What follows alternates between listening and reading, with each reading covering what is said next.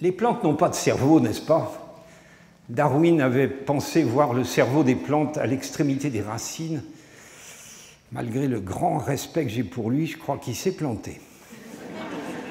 Parce qu'on a beau chercher, il n'y a pas vraiment de cerveau au bout des racines. Mais c'est là que c'est étonnant. Elles arrivent à manipuler les animaux. C'est la sexualité des plantes. Attendez, je vous raconte ça, c'est tout de même assez étonnant à mon avis. La plante émet une fleur, une belle fleur, sympathique à voir, avec en plus un parfum souvent délicieux. Et donc les insectes viennent, qu'est-ce qu'ils viennent faire? Boire le nectar. Ça c'est clair. Vous ne me ferez pas croire que l'insecte qui vient, il a comme objectif de polliniser la plante. Là, je ne suivrai pas. Non, il vient manger.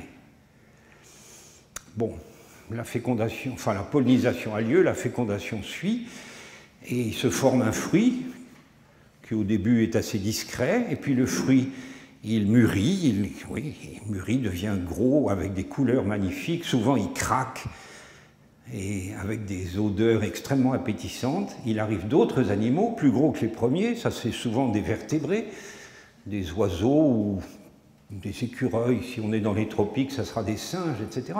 Qu'est-ce qu'ils viennent faire? Manger le fruit. Les animaux, ça ne vous aura pas échappé, ils pensent souvent à manger. Là non plus, vous ne me ferez pas croire que le but de l'animal, c'est d'étendre l'aire géographique de la plante. À mon avis, il s'en contrefiche. Ce qu'il veut, c'est manger. Alors, qu'est-ce qu'elle fait, cette plante? Elle fait faire aux animaux des choses qui lui sont extrêmement utiles à elle, la sexualité, la dispersion des graines, mais c'est à l'insu des animaux en question. Comment ça s'appelle de faire faire à quelqu'un des choses qui vous sont très utiles, mais sans que la personne ne sache? Ça s'appelle de la manipulation. Désolé, si vous trouvez une fissure dans mon raisonnement, ça m'intéresse, mais je ne vois pas ce que ça pourrait être. L'animal n'est pas au courant de ce qu'on lui fait faire. Sur le plan philosophique, je trouve que ce n'est pas inintéressant de voir qu'un organisme qui n'a pas de cerveau est capable de manipuler des organismes qui, eux, en ont un.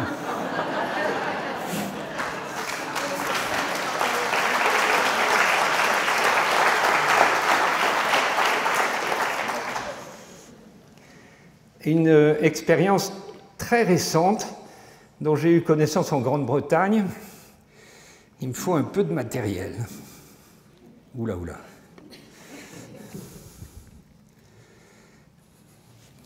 Ça n'a pas marché, ça. La plante utilisée pour cette expérience, c'est une liane avec des vrilles. Ça pourrait être une vigne, ça pourrait être une brionne, je ne sais pas si vous avez ça ici, oui sans doute. Mais en l'occurrence, la plante utilisée était une passiflore, une liane qui grimpe avec des vrilles. On met à sa disposition un support, c'est le support ça. Et donc la jeune liane, elle envoie une vrille vers le support, bien c'est normal puisqu'il faut qu'elle grimpe, donc elle a besoin d'un support. Et juste avant que la vrille touche le support, l'expérimentateur le fait bouger de 5 cm vers la droite. J'aurais un peu de mal à le faire. 5 cm vers la droite, c'est foutu pour cette vrille-là. La plante ne se décourage pas, elle envoie une deuxième vrille, et juste avant que la vrille ne touche le support, on le décale de 5 cm vers la droite. On le fait 5 ou 6 fois. Je crois qu'il vaut mieux que les plantes ne parlent pas, parfois.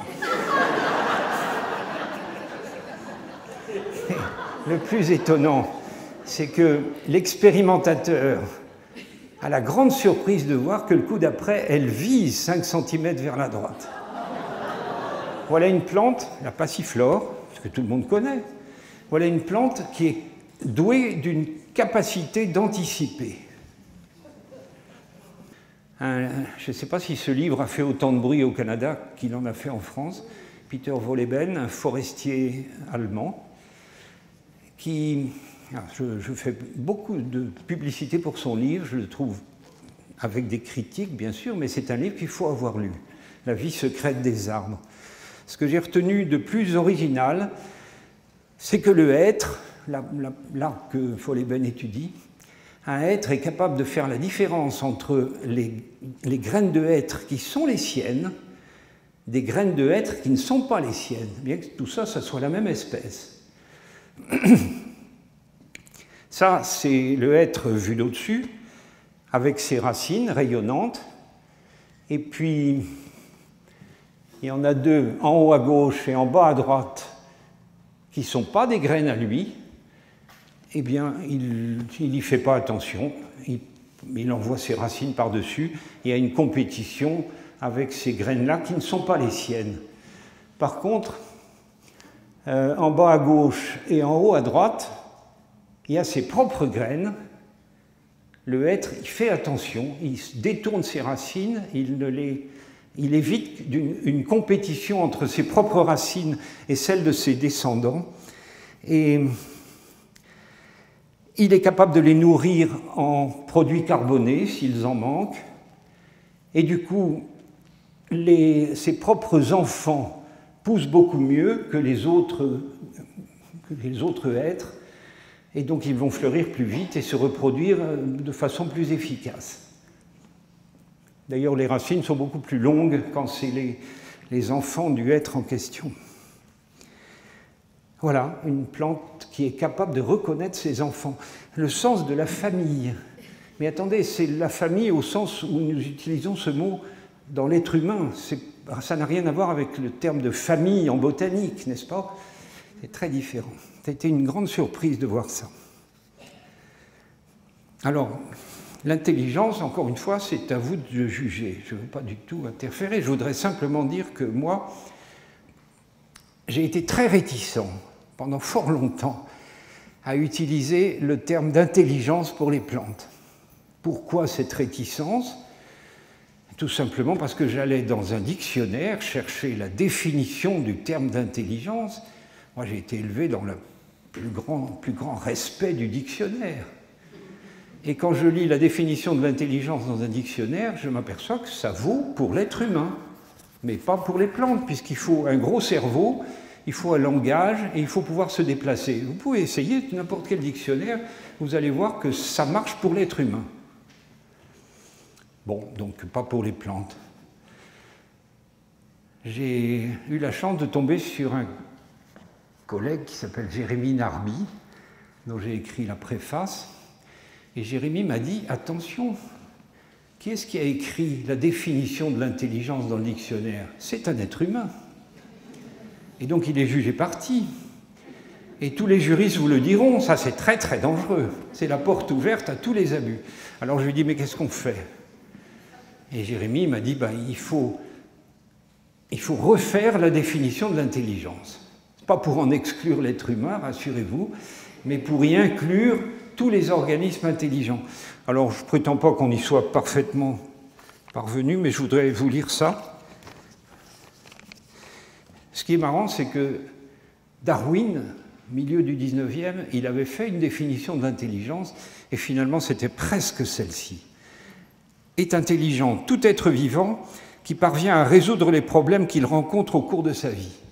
À résoudre les problèmes qu'il rencontre au cours de sa vie. Cela repose sur deux aptitudes, savoir apprendre et savoir garder en mémoire ce qui a été appris pour l'utiliser par la suite. L'intelligence s'exprime mieux dans les conditions difficiles du milieu naturel que dans celles trop faciles de la domestication. C'est vrai que si vous avez une plante en pot que vous arrosez tous les 3 jours, elle n'a pas besoin de beaucoup d'intelligence. Et si vous avez un animal de boucherie que vous nourrissez régulièrement, il n'aura pas non plus besoin de beaucoup d'intelligence. L'intelligence, pour les animaux, et comme pour les plantes, c'est de vivre dans le milieu naturel. Mon sentiment personnel, c'est que l'être humain, il est très fier de son gros cerveau et des prouesses technologiques extraordinaires, je dois dire, que ce cerveau permet. Mais par contre, ça ne vous aura pas échappé que nous détruisons notre environnement, alors que les plantes améliorent le leur. Ça fait une drôle de différence. La vraie question que je me pose maintenant, c'est est-ce que les plantes ne seraient pas beaucoup plus intelligentes que nous?